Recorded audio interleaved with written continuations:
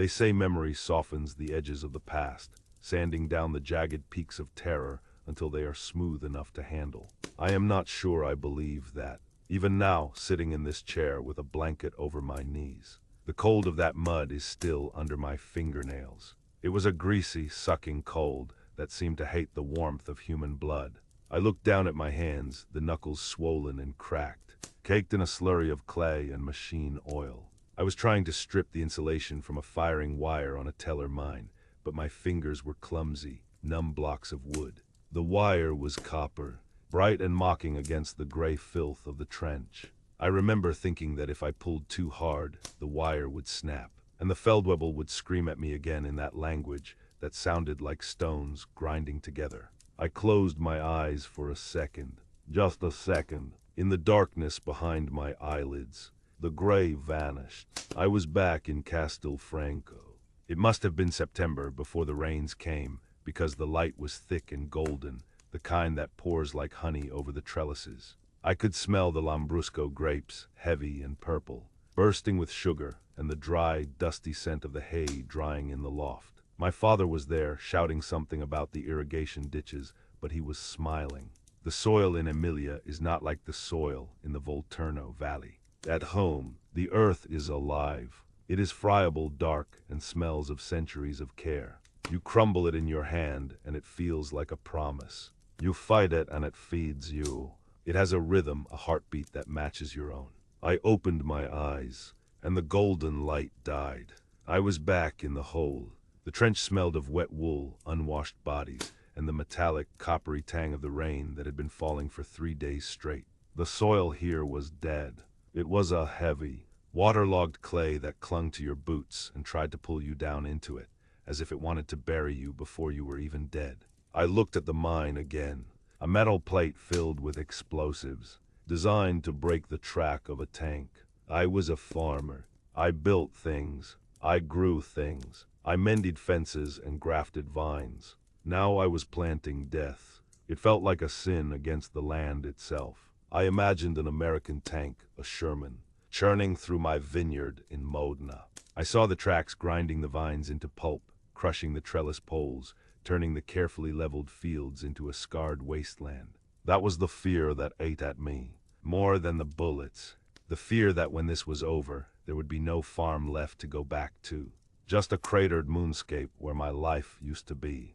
Mancini. Schneller, the voice was a bark, devoid of any human cadence. It was Unteroffizier Weber. He was a gaunt man with eyes like polished glass, and he looked at us Italians as if we were a bad joke he was forced to endure. I didn't understand all his words, but the tone was universal. "Hurry up." "Yeah," I muttered, twisting the wire. It held. I wiped my hands on my trousers, feeling the heavy, sodden wool scrape against my skin. In my pocket, my fingers brushed against something hard and smooth. It was a pebble, just a simple, river-polished stone I had picked up from the bank of the Panaro before I left. It was warm from my body heat. I squeezed it hard until the edges bit into my palm. It was my anchor. As long as I had that stone, I was still Pietro the farmer, not just Mancini, a man wearing a gray uniform that didn't fit, fighting a war he didn't understand for a later he didn't love. The Germans were moving with a frantic energy. They sensed something. The air had changed.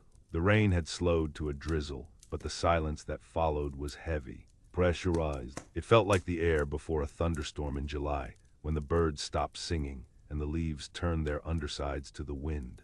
But this was not nature holding its breath. It was man. Raus, alle raus. Bewegung, Weber was waving his arm, pointing toward the ridge line.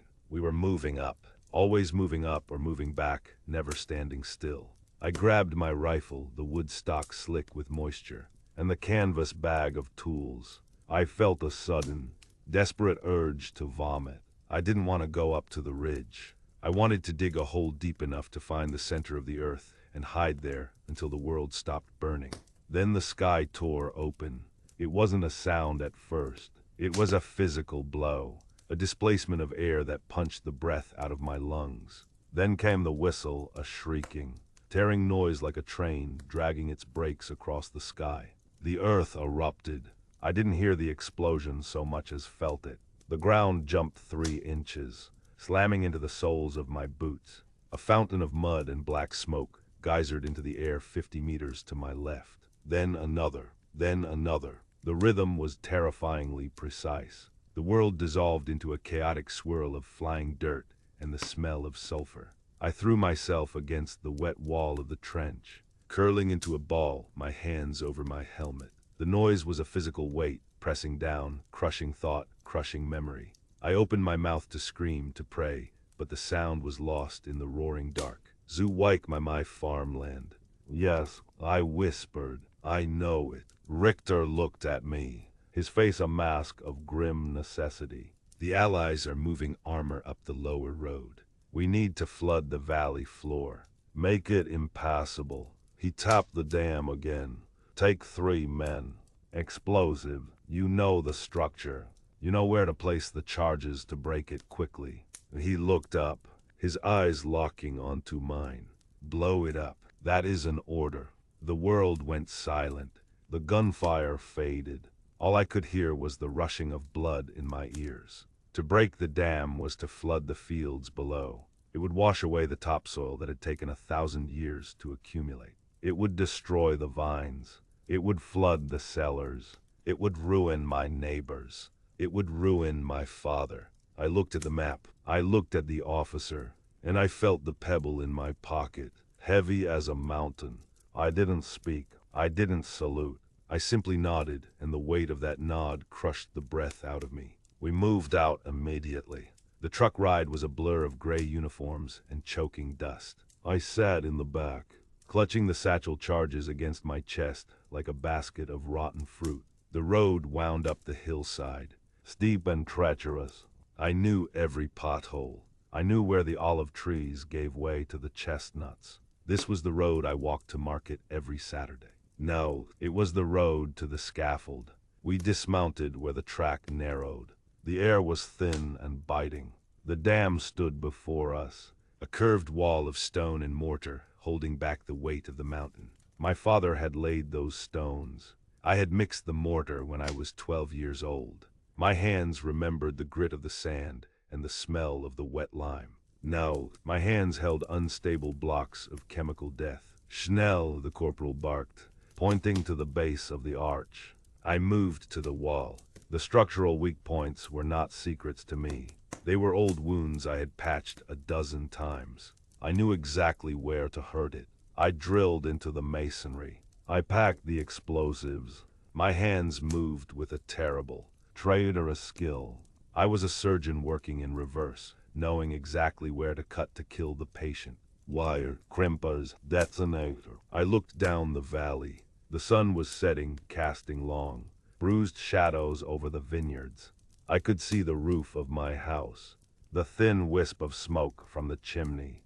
My mother was cooking. If I blew this wall, the water would not just flow. It would roar. It would scour the earth down to the bedrock. It would strip away the topsoil that had taken 1,000 years to accumulate. It would take the vines my grandfather planted. It would drown the cellar. The German NCO checked his watch. He looked at me with dead eyes. He didn't see a man destroying his home. He saw an engineer solving a geometry problem. Suddenly, a shout came from the ridge. A crack of a rifle echoed off the canyon walls. The Allies. They were closer than the map said. Dust kicked up near my boots. They are here, the corporal screamed, panic cracking his voice. He shoved the cold barrel of his MP40 into my spine. Do it. No. Sprengen, my thumb rested on the plunger. The metal was freezing against my skin. Below me, the valley breathed in the twilight. The water lapped against the stone, innocent and heavy. I squeezed my eyes shut. I saw my father's face. I saw the mud. I saw the end of everything. The roar was not a sound. It was a physical blow that shattered the world. I didn't see the wall fall. I only felt the ground heave beneath my boots, as if the mountain itself were retching. Then came the sound of the water, a terrible deep groan like a dying beast, followed by the crashing of 1,000 trees snapping at once. We ran. We scrambled up the scree, sliding and clawing away from the flood, away from the advancing British. away from the sin I had just committed. I didn't look back. I couldn't, but I could hear it. The water tearing the earth apart. The sound of my inheritance being washed away into the dark. That was 50 years ago. I am standing here now. The concrete is new. The water is calm. The fields below are green again.